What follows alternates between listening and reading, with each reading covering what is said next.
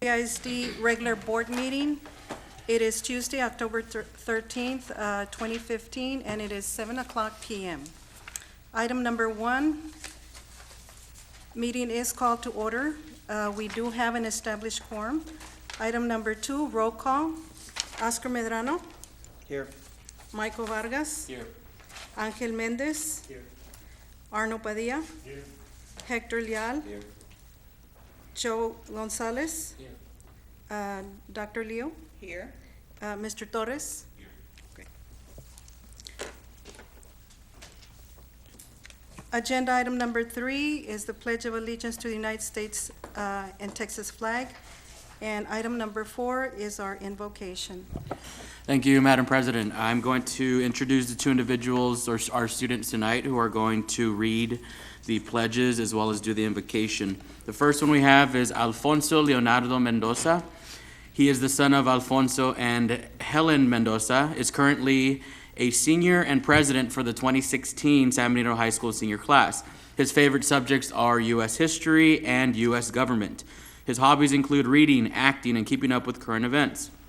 Alfonso has attended many college leadership programs with the National Hispanic Institute, including the Lorenzo de Zavala Youth Leadership Program in Rochester, New York, the Great Debate in Philadelphia, Pennsylvania, and the Collegiate World Series in Tampa, Florida.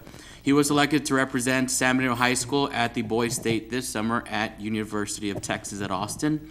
Alfonso is the founder of the National Social Studies Honor Society chapter at San Benito High School and has maintained a perfect attendance record throughout his entire school years. Alfonso plans to attend either Yale or Georgetown University, where he will major in political science and international affairs. Very impressive. The second individual I would like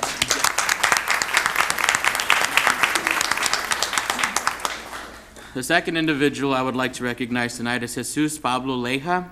He is the son of Jose and Blanca Leja and is a 17-year-old senior and vice president of the graduating class of 2016 at San Benito High School.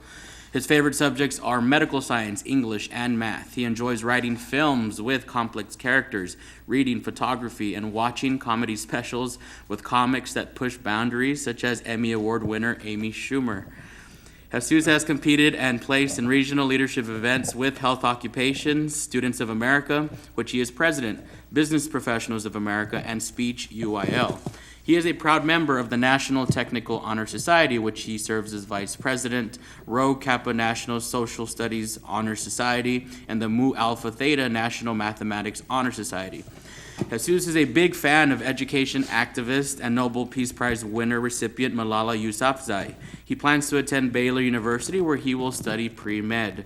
Although he plans to have his career in the medical field, he hopes to have the opportunity to work with his favorite filmmakers, Woody Allen, Joel and Ethan Coen, or Martin Scorsese. Very impressive, both.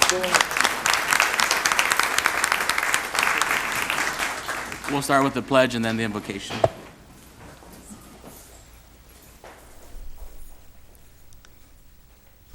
I pledge allegiance to the flag of the United States of America and to the republic for which it stands, one nation, under God, indivisible, with liberty and justice for all. Honor the Texas flag. I pledge allegiance to thee, Texas, one state, under God, one and indivisible.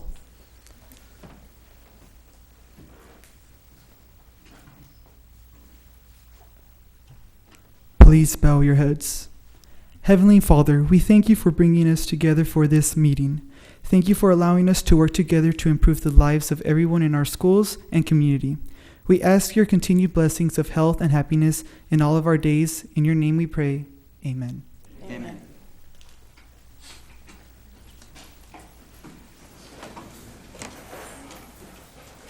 We'd also like to recognize their principal, who is here tonight, Mr. Henry Sanchez.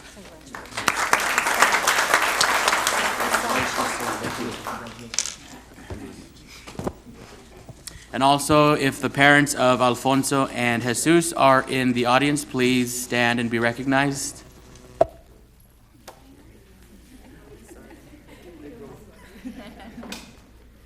They're Okay. probably home watching the debate.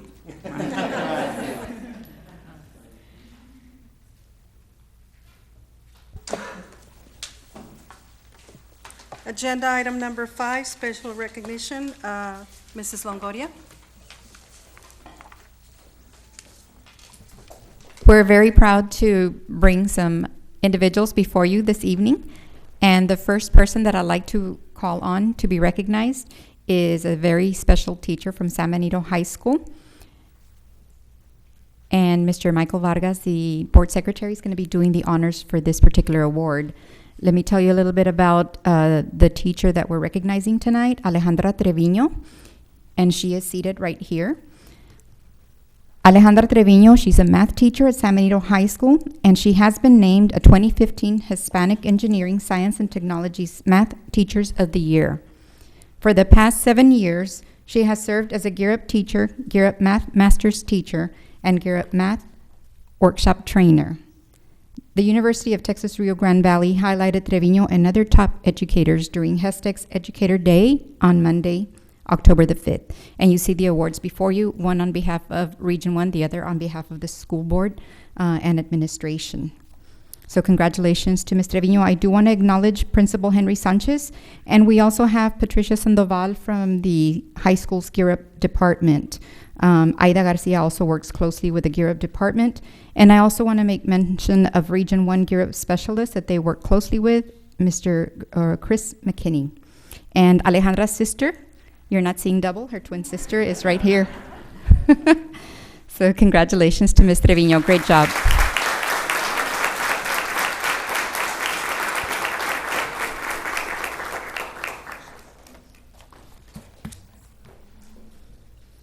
And we will have an updated picture of her courtesy. It was emailed to our office by Ms. Sandoval, so we will be highlighting her at the game on Friday on our scoreboard. So congratulations to Ms. Treviño and everyone else on a job well done for this particular award. It's a great representation of our school district and the caliber of teachers that we have.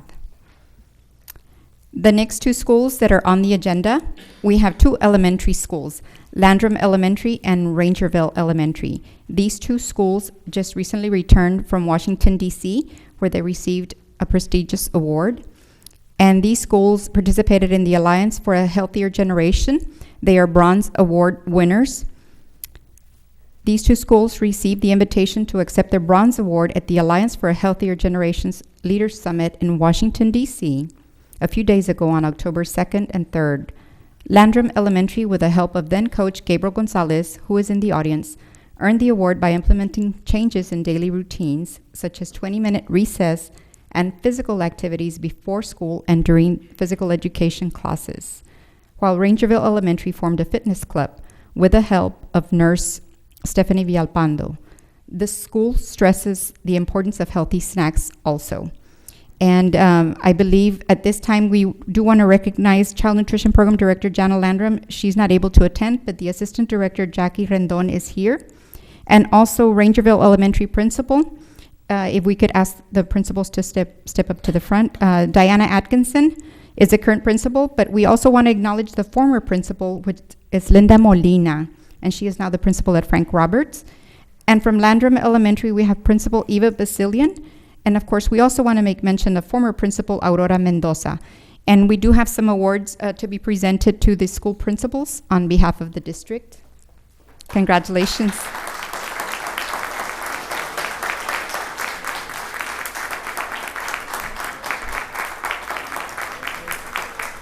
And these are the banners that they received at Washington, D.C. Rangerville Elementary also received similar banners that they will proudly display at their campus.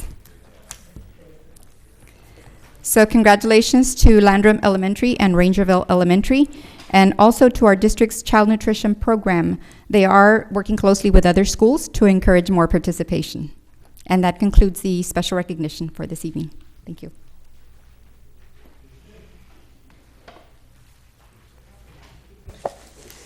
Agenda item number 6, Superintendent's Report. Dr. Leo?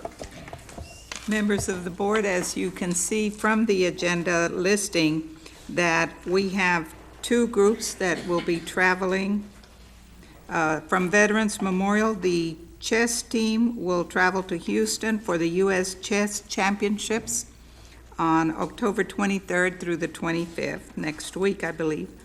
And from San Benito High School, we have the FFA chapter that will be traveling to Louisville, Kentucky, or Louisville, I don't know how you're supposed to say that, Kentucky, for the Area 10 Delegate National FFA Convention, October 25th through November 1st. You also will find in your board, or should have time to review in your board packets, disbursements, both all general and then the ones by organizations.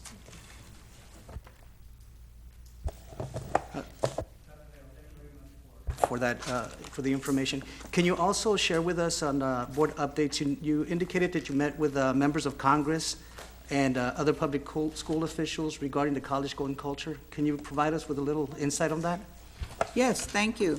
That was on Monday, the second day of HESTEC activities at UTRGV. All superintendents in the region were invited to attend a panel breakfast with members of Congress. There was a U.S. Congresswoman from California and another one from a northern state. I'm sorry, I cannot remember. But Congressman Castro was also present, as was Congressman Hinojosa, and other members of the House, their administrative assistants, their chief of staffs. Also present were the department division heads of UTRGV, and there were 10 tables that were set up with varying topics of interest both to the legislators and to educators and to institutes of higher education. It was a very, very productive meeting. We took turns moving from one table to the other, and we had an opportunity to give our insight to those individuals, to the lawmakers, to the policymakers, and the leaders in higher ed about how we saw given topics in the school district and how it was affecting our effectiveness as public school educators. For example, one of the topics had to do with current levels of funding from federal government and discussions that they have been having regarding the reauthorization of NCLB, the No Child Left Behind Act, and how we saw that the pending reauthorization might affect districts, school districts in the state of Texas.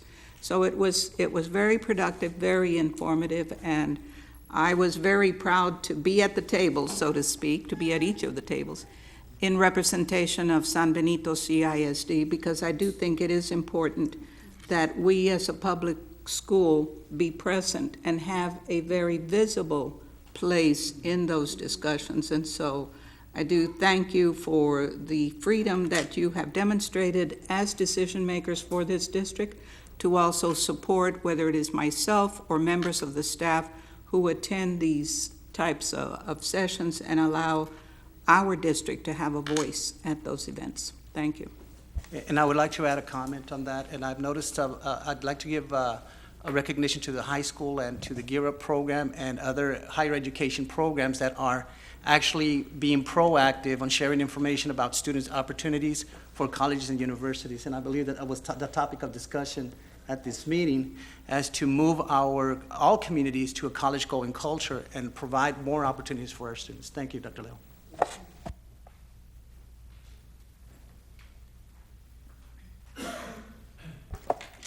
Agenda item number 7, public comment. Persons wishing to address the Board of Trustees shall register with the presiding officer or designee no later than 5 minutes before the announced time of the school board meeting. State their full name, state what organization or group, if any, is being represented. State the topic they wish to address before the Board of Trustees. Refrain from commenting directly on any individual school district employee or public official by name, but may instead refer to a specific employment area, job title, or the Board of Trustee as a whole, and refrain from attacks on individuals. San Benito CISD Board Policy BED guidelines require that the speaker be allowed only 5 minutes to give his or her presentation. Delegations of more than 5 persons shall appoint 1 person to present their views before the Board of Trustees. Presentation shall be informative and shall pertain to school-related issues. Attack on any individual shall be considered disruption of the meeting, and the Board of Trustees shall not deliberate or decide regarding any action that is not included on the agenda posted with notice of the meeting. And the first individual for public comment is Soledad Nunez.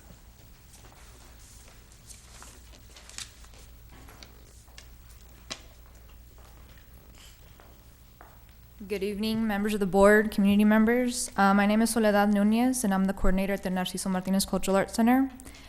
I want to start off by saying thank you for helping us promote our 24th annual Conjunto Festival, which is next weekend.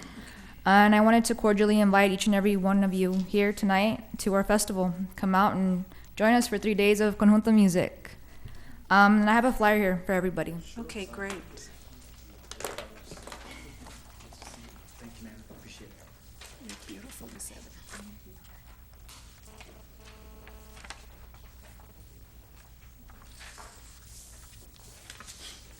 Thank you so much, Soledad. Next individual is Rosemary Aguilera Ramirez. Good evening, members. My concern is mainly coming from a parent's view. And my daughter is in flamenco, estudiantina, and guitar.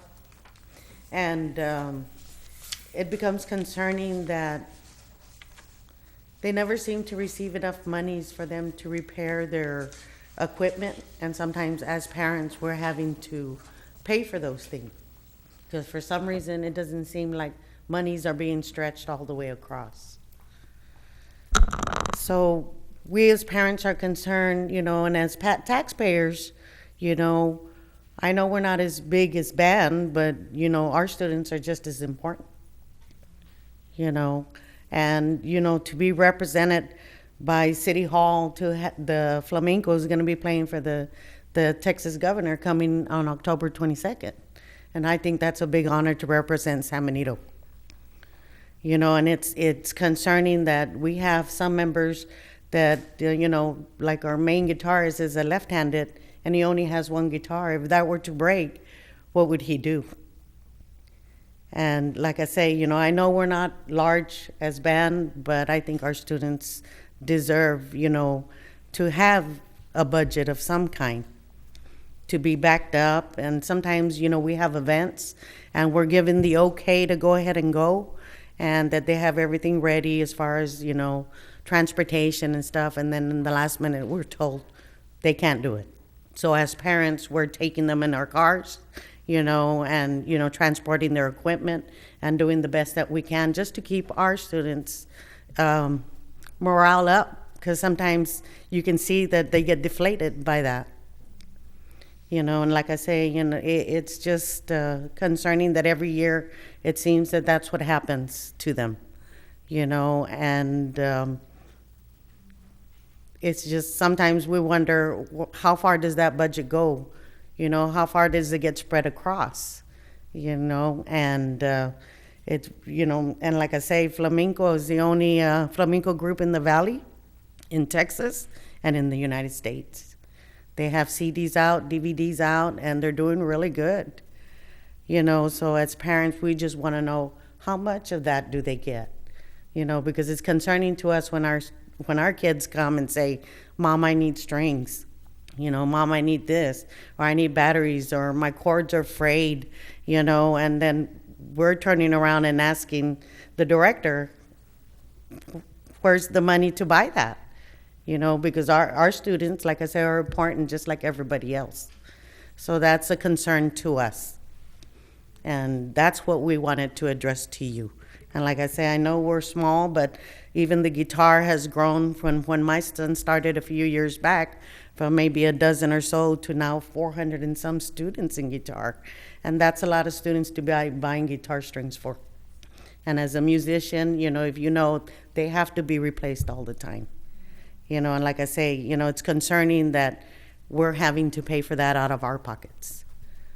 you know, and it's just a concern to us that I think they should all be, you know, treated fairly, you know, and it's just, like I say, just a big concern that where does those money go? You know, why aren't they may be small groups, but they're just as, you know, well of representing San Benito, just as much. So that is one concern that we have as parents. So I appreciate your time and for listening to me. Thank you. Thank you, Ms. Ramirez.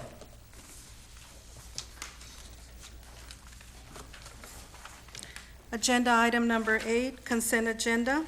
In order to promote efficient meetings, the board may act upon more than one item by a single vote through the use of consent agenda. Consent items placed on the agenda should be marked with an asterisk. Consent items are items for which no board discussion is anticipated or for which the superintendent recommends approval. Prior to the time which approval of a consent agenda is had, at the request of any board member of trustees, any item on the consent agenda shall be removed and given individual consideration. Under Business and Finance, 15108-1, request for authorization to proceed with a roof replacement in Rangerville Elementary School. Consent. 15108-2, request for authorization to upgrade the sound system at Bobby Moore Stadium. Question. Question.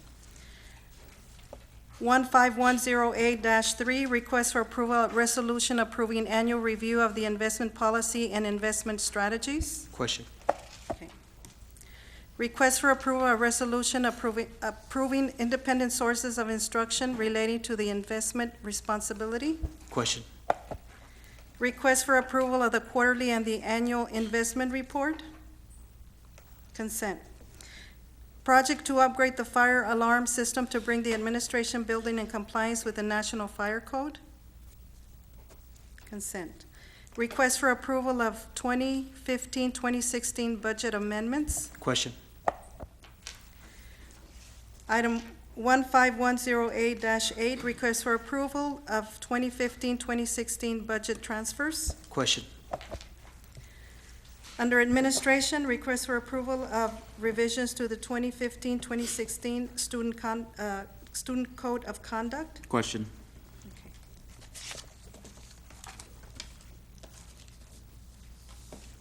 We can begin with discussion or concerns. The other ones are not consent items. Go ahead. Thank you. I only have one question, and perhaps Ms. Longoria could share some insight on this. I'm not sure if Mr. Garcia provided us with a timeline on the receiving of the equipment for the sound system and the actual installation, and would it interfere with the current settings that's going out there? Sergio Soledad. Yes, Mr. Garcia is here. He'll be able to provide you with a little bit more information, but I know that the presentation that he gave you all earlier, he can kind of maybe go into details on that. Yes, sir. As far as the timeline's concerned, the actual delivering of the equipment, that's out of our control. But within expectations, we can expect that maybe within 2 or 3 weeks. As far as installation, again, 2 or 3 weeks, but the current system will not be dismantled or turned off or anything like that until we're ready to switch over. So it'll be operable? Yes, sir. Okay. Absolutely. Thank you very much. Welcome. Any other questions?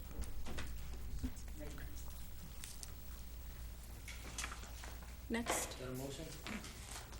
Motion to approve? Second. Oh, I'm sorry. Okay, are we gonna wait We're till gonna the continue variant? going. Don't we wait till the variant? Yes, go ahead. I mean, it's your choice. Yes, It's your choice. yeah, we're gonna wait till the, go ahead, next item. Yes, the next item, actually, I'll put both of them together, A3 and A4. And how often does this occur, as far as the approving of the reviews and the approving of the independent sources? Is that every annual review and approval, or how does that work? Yes, it's a requirement by the state that we have an annual review of the policy and annual approval of the training Okay, sources. that clarifies my question. Thank you. Okay. Next item? Okay. Yes, I'm excited. And perhaps items 7 and 8 are consistent to each other. One of the things that I did notice, Dr. Leo, and I know that, and again, I'm not trying to discredit anyone or anything, and by no means, I hope nobody feels offended by my questions on it. I do my thorough review, and I really take time on what goes on in our board packets. And I hope that our staff and administrators also do the same when we're submitting information to the board. A couple of things that came to my attention is, of course, signatures on budget transfers, on purchases, and so forth are missing. The other items is, of course, rationales to the purchases. Another big item that really boggles my mind is billing for last year's from last year's budget into this year's budget. That pretty much what it does, it shortchanges our budget. And I think that's a big concern from our end. And the reason that I'm bringing it up now, it's because we've addressed it over and over again in the past, but we did it under executive session. And it is important to know that we do take our jobs very seriously. And I hope that everyone understands that when we do look at this information, we're 7 of us, but we want everyone to do their due diligence on it as well. The other items that I wanted to also focus on is items that are being asked for that should have been said in the original budget. We established our budgets, a couple of weeks ago? Mm-hmm. And here we are asking for a budget transfer. Where's this coming from? We have the whole summer to plan. We have our time and effort to look at our things and what's going to be spent for the next school year. So it's important that we do our due diligence and really see what costs we're going to incur and how it's going to affect our everyday operation. Systematically, we have to be efficient and effective and do our due diligence on these reviews. The other items, of course, transfer of funds for an already set budget. I saw here more than 8 transfer budgets from the after-school program. What's going on there? Was the budget not set? What occurred there? I'd like to know, and I'm pretty sure that the rest of the board members would like to know. Those are some of the items that I did see in my packet. Thank you for bringing attention, Mr. Mendez, to those items. I'm going through the packet because I, like you, am a stickler for detail, and I think staff will attest to that. And my signature is on every one of those transfer forms. So I'm looking through there to be sure. I look for the rationale as well. And there is rationale as far as I can see. I haven't gone through all of them. But there is, the approval is needed by the business manager and myself. The rationale is listed under reason for transfer, and I, like you, have questioned the paying of last year's bills. And I generally will either call Ms. McCall or send an email to an accountant or to her to make sure that the bills being paid for the previous school year are being paid from the previous school year's accounts and not the current accounts.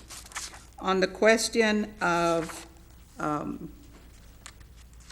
why so many transfers, I have raised that question as well, and we are working on that, and I think that an item which is further down on the agenda will speak to this as well. There is a lack, I can say, there is a lack of many of the needed internal controls to safeguard against these kinds of practices. But we are working on it. I can assure you that that is a fact. But most importantly, before I sign off, I look to see that the rationale has been stated, and if I have a question about it, I will make the call, or I will send the email. I did see a few of the pages that are missing a signature. There's one here that has like a doctor's scribble, and I can't read the signature, but I saw that someone had signed off on it. If I see Ms. McCall's initials, then I sign off it. But signatures are not the only thing. I too am looking at, is this a valid expense? Is it a valid process? What number? Page 39. That may be the one that I saw right now. H 39? And H11. H 39 has rationale missing. You are correct. Again, general supplies for the library is self-explanatory. Sure. So I don't look for rationale there. It is what it is. What other page? H11. H11. H11.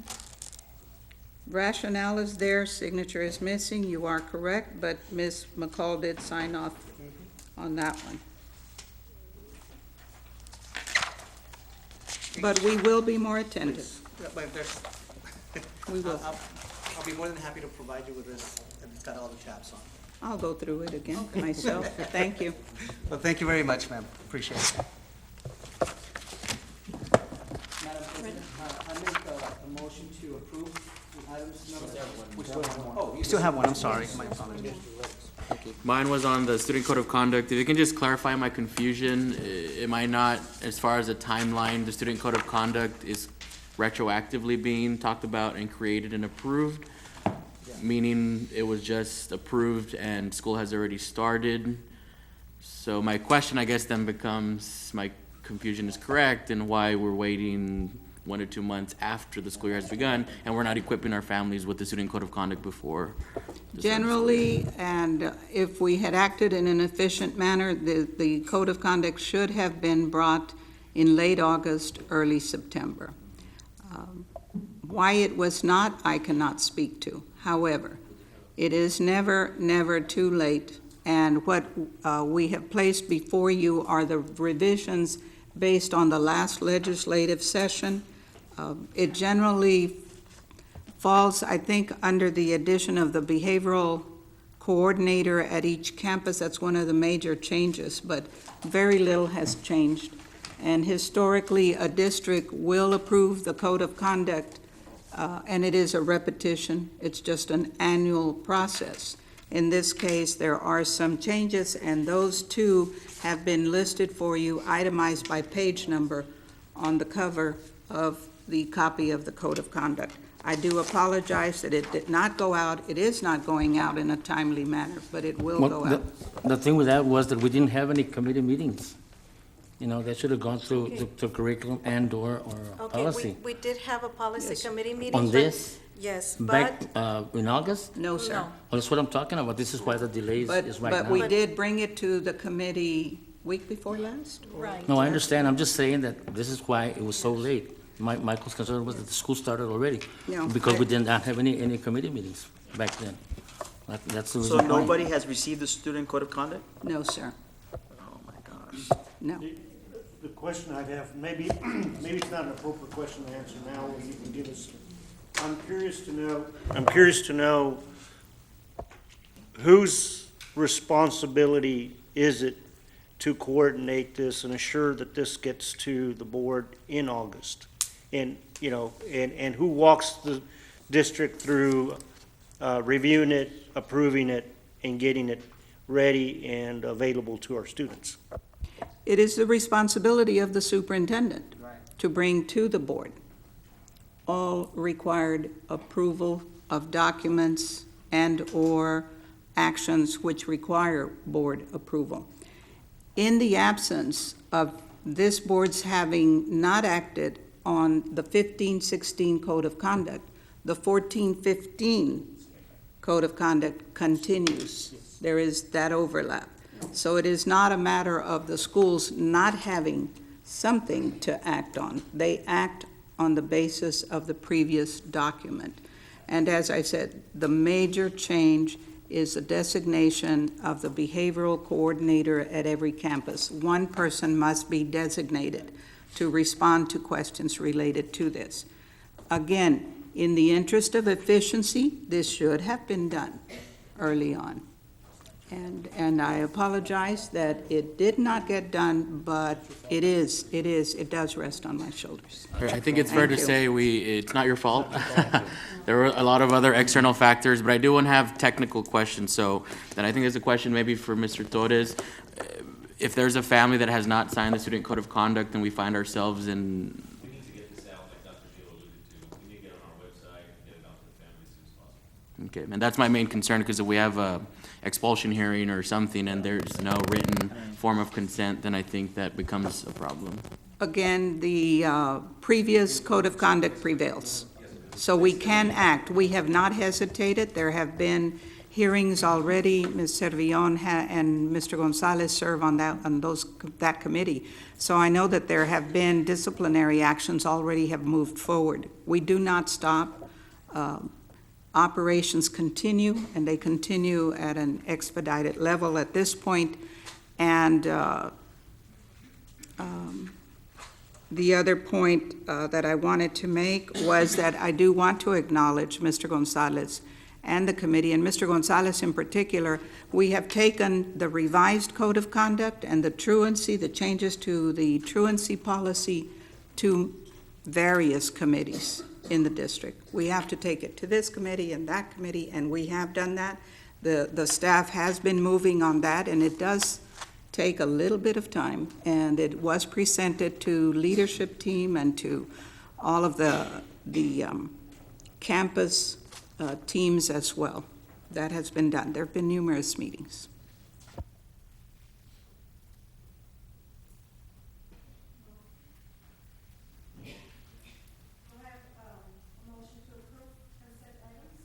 So moved. Second.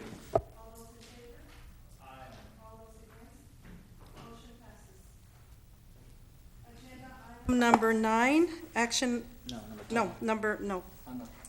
You said consent items, right? Right. The ones that had questions are not consent items. No, I know, but we're just approving those. I'm gonna go back. It's agenda item number 9 is action items. That's where all of those fall under.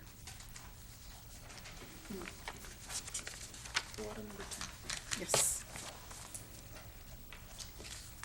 Agenda item number 9, which are action, it's an action agenda. 15108-2, request for authorization to upgrade the sound system at Bobby Moore Stadium. 15108-3, request for approval of resolution approving annual review of the investment policy, investment strategies. 15108-4, request for approval of resolution approving independent sources of instruction related to the investment's responsibility. 15108-7, request for approval of 2015-2016 budget amendments. 15108-8, request for approval of 2015-26 budget transfers. 15108-9, request for approval of revision to the 2015-2016 student code of conduct. 15108-10, request approval of the 2015-16 class size waiver. 15108-11, discussion and possible action to provide notice of cancellation of retainer agreement to Welsh Anderson. 15108-12, discussion and possible action to provide Gallagher and Company with 3-day termination notice. 15108-13, discussion and possible action to authorize administration to solicit. Question on that. Yeah, but what- Now, Board President, with all due respect, I believe that these items that are identified as discussion and possible action should be left for discussion before they're approved. Okay. May I recommend that you ask for a motion to approve those items that had been in question and now are ready for approval, and then move forward with discussions on items number at this point would be 10 through 14 or 15 to be discussed individually. Okay, so, So again, my Do I- my recommendation would be that you accept a motion to approve items that had been in question and now are ready for approval, okay, and then we move on to the discussions of the items. okay. Do I have a motion to approve? So moved. Second. All those in favor? Aye. All against? Motion passes. So then, okay, which is this one? Okay. 15108-10, request approval of 2015-16 class size waiver. Dr. Leo, could you elaborate a little bit on the class waiver and what it? Question? Yes, Question. yes, thank you. And Mr. Wood can assist with this as well. By law, in kinder through fourth grade, we must maintain a 22-to-1 student-teacher ratio. And if we do not, we are required by law to seek approval for a waiver from the Texas Education Agency to that ratio. Currently, we have in all of our elementary schools, those ratios have been exceeded. And as an administrative team, we dialogued, we did talk about whether to hire more teachers and try to stay with the 22-to-1 ratio, or to set the local ratio at 25-to-1. With the difficulty we have been experiencing in finding certified teachers, the decision was made to set the ratio at 25-to-1. Because of that, we must first get approval from the Board of Trustees to petition the agency to allow us to proceed at a 25-to-1 ratio. Mr. Wood, any additions? Yes, Dr. Leo. Currently, we have approximately 37 schools that are over the 22-to-1 ratio, but with tonight's recommendations, that should go down to 16, and 10 of those are at Dr. Cash. The reason being Dr. Cash is kind of landlocked, if you will. They have room for one additional room right now. The other 10 classes are 23 or 24 or 25. So that's the reason why Cash will have as many as they do. I will say this for Dr. Cash, for years and years, they have been over that 22-to-1 almost every year without fail. They're up to 633 enrollment this year. They're one of two of the elementaries that has shown an increase at this time. And historically, statewide, the agency recognizes that these two factors, either physical space and/or recruitment of qualified teachers, will hinder the districts from being able to maintain or to establish the 22-to-1 ratio. And this is why the waiver gives districts a valid reason for exceeding the 22-to-1 that is in law. So you brought up Dr. Cash, and I'm assuming that the classroom that were built there, what was the original capacity layout? The original capacity, 750, but that number is really not very accurate. As I mentioned before, talking to the principal throughout the last few weeks, we actually have a recommendation for tonight to knock down 4 of those classes from 25-to-1 to 20-to-1. And if we had more rooms, we would try to secure additional teaching positions for that same reason. But let me clarify my question. The classrooms, what are the capacity in each classroom? Is it 25, 20-to-1, without, I guess, burdening the students and the teachers' environment of learning? Anytime you go past 22-to-1, you are starting to put some bearing on the teacher and the students. That's why we agreed as a district at 25-to-1 to leave it as the maximum that we would go with. And some of those positions tonight we're hoping will be approved so we can lower those. Thank you. Yes, sir. Ms. Leo, I understand the perspective of why we want to go up to that higher ratio, but and I totally agree. And if the issue is being finding certified teachers, I also look at it from the budgetary perspective that we are trying to grab and take hold of our budget situation. So whenever there's an opportunity to not have to hire a teacher, at least for a year, as we gather ourselves in financing, that's an opportunity. But have we looked at any issues referencing busing to other elementaries to balance the student count? We have looked at that. I know Mr. Gonzalez is nodding in agreement. We've met on a couple of occasions. We're waiting actually till tonight's final approvals are through. That way we can see where the dust settles and see where we do have those issues that are still out there. We are trying to knock these down to 22 or less. Obviously provide our students the best opportunity for learning. But at Dr. Cash, that will be a tough one to do with the numbers that they currently have. Yeah. And the only reason is to want to make sure that we're not creating an opportunity or situation at Landrum where we're going to accommodate as many as possible, and we may have an elementary that has 15 or 16 to 1 in a classroom. And I mean, the idea being is let's just assure ourselves that we've looked at every possible opportunity to average these out. And that's a valid comment. Landrum being probably the closest school to it. There is room for growth at Landrum, and Landrum is the other elementary that has shown quite a bit of growth this year, almost 50 students. But again, those are the two areas. We're still waiting to see what that building is taking place on Business 77, what kind of effect that will have on Dr. Cash, Ed Downs, and possibly overages over to Landrum as well. And I do want to acknowledge Mr. Wood and the Office of Human Resources and all of the principals. We are in this situation in spite of having made some adjustments already, having asked principals to make some movements, and having moved some teachers as well.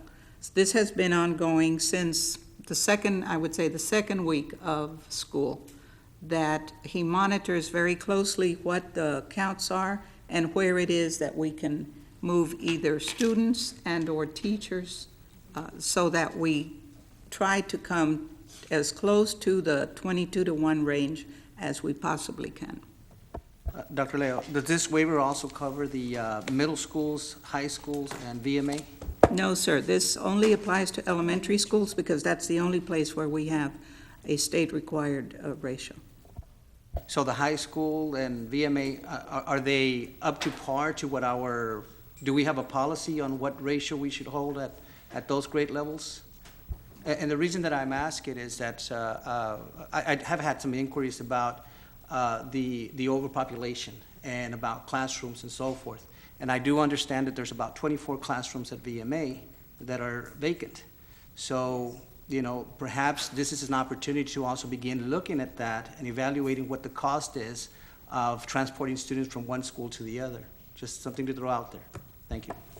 Thank you, and that is something that we will keep in mind. You are correct that VMA does have physical space still. And when I say Mr. Wood monitors class enrollments, even though there's not a fixed ratio at secondary schools, I know that when it came to our attention that an AP class had an excessively large number of students, we were able to hire, thank goodness we were able to find a teacher who was certified and qualified, and were able to bring that teacher in a couple, if not 3 weeks after the start of school so that we could balance that. So again, as much as possible, we are keeping an eye on those counts at all levels. But the one that requires formal board approval is the waiver that we will submit to the agency first thing in the morning, if it is approved tonight. And that's all you're asking for, just for us to approve it so you can get it approved by TA? After we do all that this gentleman has been talking about, entonces we have that freedom to go ahead and increase the size of the classrooms. We're just asking for a waiver, guys. That's all we are. So it's essentially for an approval, that's it. Yeah, it's a safety net, so then were we to reach that point of no return, we have this in place.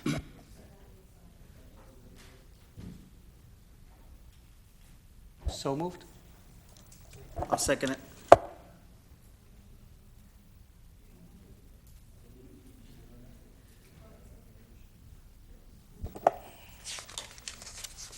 Okay, all those in favor? Aye. All those against? Okay, motion passes. Item 15108-11, discussion and possible action to provide notice of cancellation of retainer agreement to Welch Anderson. Second. All those in favor? Aye. All those against? Motion passes. 15108-12, discussion and possible action to provide Gallagher and Company with 30-day termination notice. I have a question. You go ahead.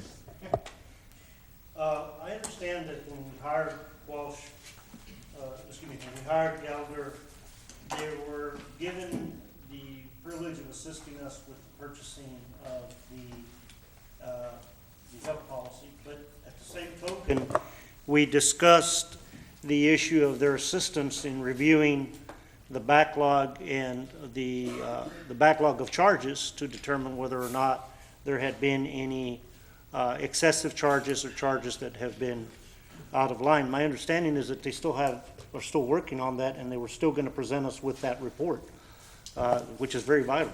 Yeah, I know we received a report from them, I guess on Monday, and I just to highlight, the similar questioning is in their report, they have currently identified over $500,000 in collections still pending from these claims, and they've already started collecting those. But my other question too was, were we to seize the contract with Gallagher, there are 3 big projects that they are working on that to me are pretty big. So for me, for instance, one of the big ones is the Affordable Care Act reporting deadline of January 1st. Now, were we to get rid of Gallagher, would we have a very effective thing in place to make sure that the reporting is done?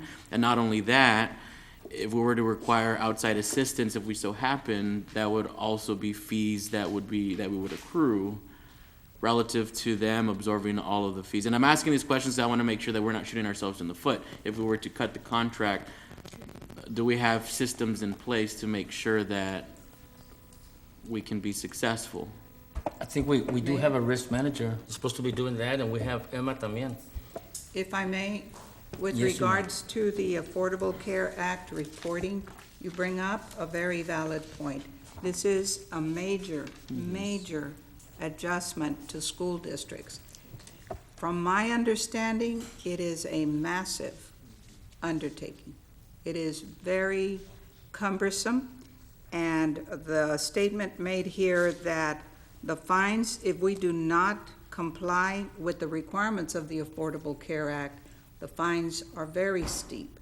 We will have to hire help to do that. I can tell you, Mr. Gonzalez, staff will not, that we have in-house, will not be sufficient for us to be able to meet the reporting deadline on time, such that we are risking the fine of $100 per employee per day if we are not ready. However, with regards to the role of Gallagher, if the board decides to terminate this relationship, we can hire someone just to do the Affordable Care Act reporting requirements. Someone will do that and only that. We would have to get an RFP out very quickly. Yes, it will cost. So I guess I'm confused because I wasn't here when Gallagher was approved. It seems like, and I don't know what the RFP looks like, but it seems like they were hired intentionally to do a year-long's work, which is what they're working on. So I'm confused as to why we would cut the cord if there are ongoing projects that are going to benefit the district and also our employees in the long term. For instance, this benefit website or the telemedicine is something that's going to be launched by them, specifically by them, and paid for and designed by them. So if someone can clarify to me what that RFP, if I'm missing something here in terms of... I don't think you are missing anything. In fact, I'm surprised to see it on the agenda because we were, again, concerned about past billing. And I know Mr. Gonzalez, you referred to, we have a risk manager with that. But those safety valves obviously didn't work because we had such an increase in cost. And obviously, by they identifying just on this one report, $500,000, we know that our staff is overburdened with just the regular activity they've got every day. So the idea being is that's the reason the firm was brought in, to help and assist with this. What was the cost? I think it was 71,000, 75?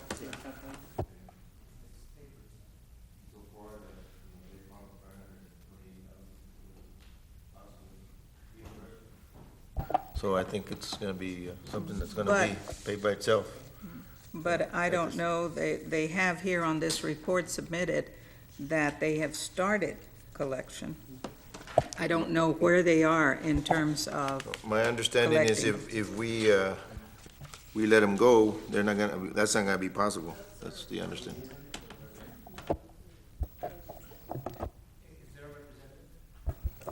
Could you provide us some insight on the start collecting item or starting collection? Can we ask you to identify yourself and your role with the company? Good evening, Superintendent, Dr. Leo, Board President, Vice President, members of the board. For the record, my name is Armando Garcia, and I am with Gallagher Benefits. I am a producer, executive for the agency. I am on board now for 2 months now, so it would be unfair for me to speak in reference to this account when I really don't have any reference to it. I do know that Mr. Nick Long was not able to be present today due to a prior commitment. And, unfortunately, he's not able to be here. But they did send me in his place. Chair, Board President, I'm sorry. Could I make a motion to table the item until we get further clarification both from Gallagher on where they're at in the status of collection? And may I include that when they present that report, if they could present to us just procedurally how they're going to go about making these types of collection claims back to the providers? No, I will go ahead and. That would be my motion, Chair. I'll second it. All those in favor? Aye. All those against? Motion passes. Thank you. Mr. Garcia, you will inform Mr. Long? I sure will. The next scheduled board meeting is November. Ask him to contact me. I sure will. Thank you.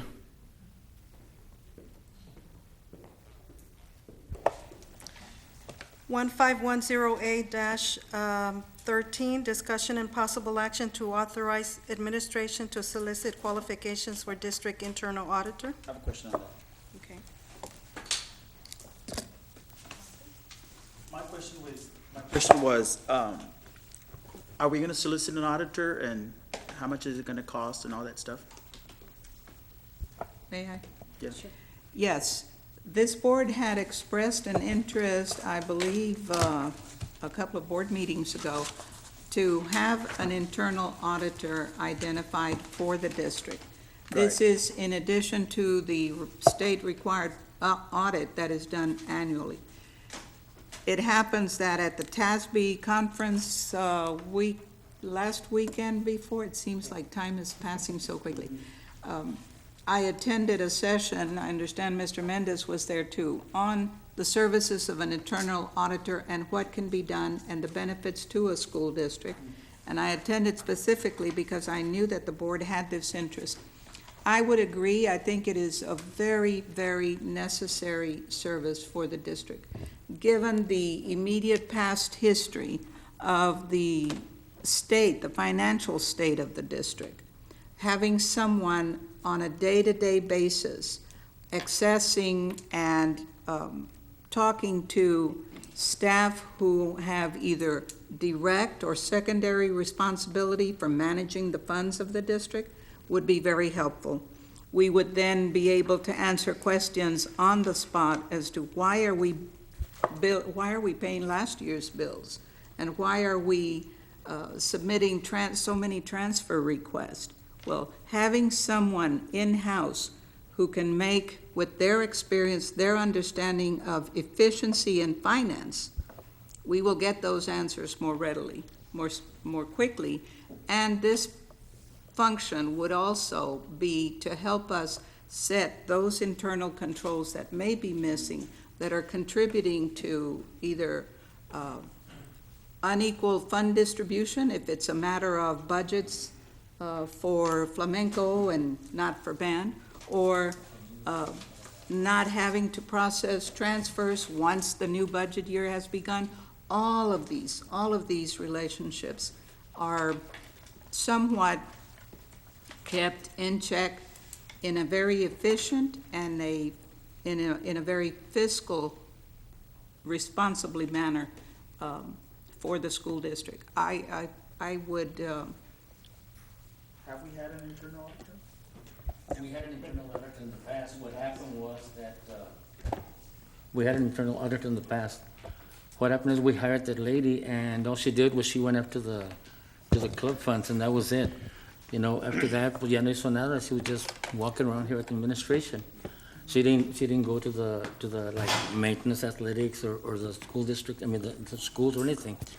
So I think we hired her at 50,000, and then we let her go, because all she did was she just went by los clubs. May I offer a comment, and I think Mr. Gonzalez is right. One of the concerns that I would just pose is that, one, there be a job description with the protocols of what this individual's going to do, follow through.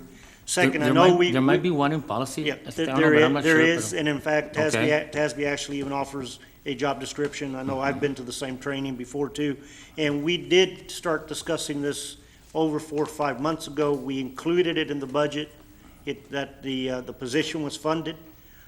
We won't say it, how much, I think it was 10,000, whatever it may be. Just for the sake of those that are trying to apply for it. It doesn't pay a whole lot of money, but it requires a lot of work.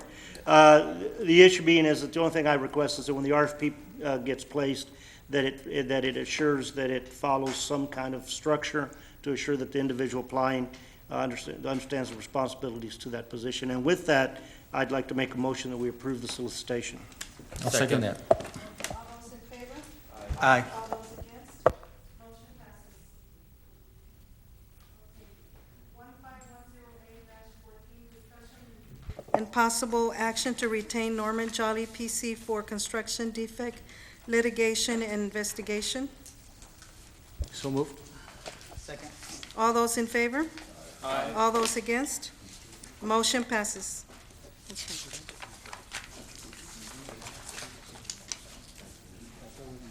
Okay.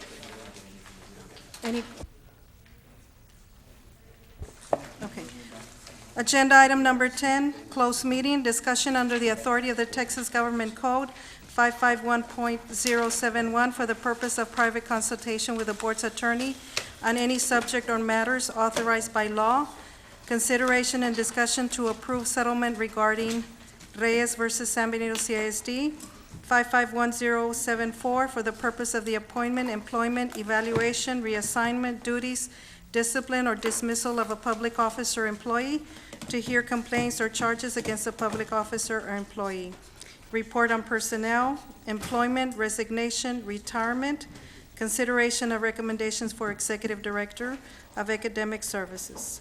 We convene to executive session at 8:05.